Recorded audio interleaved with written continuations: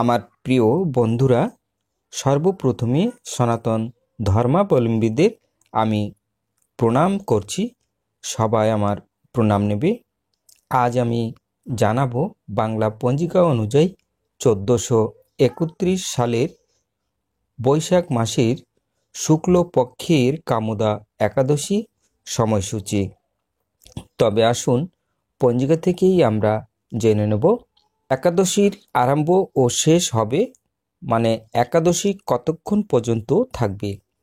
5ই Boishakh 18ই April বৃহস্পতিবার রাত্রি 7টা 6 হইতে 6 বৈশাখ 19শে এপ্রিল শুক্রবার রাত্রি 8টা 56 পর্যন্ত এই একাদশীর তিথি থাকবে।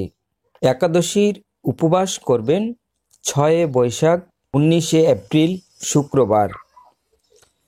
একাদশীর পারণ 7ই বৈশাখ 20 এপ্রিল শনিবার দ্বাদশীর একদিষ্ট ও সবিগুণ পূর্বাহ্ন 9টা 30 মধ্যে একাদশীর পারণ।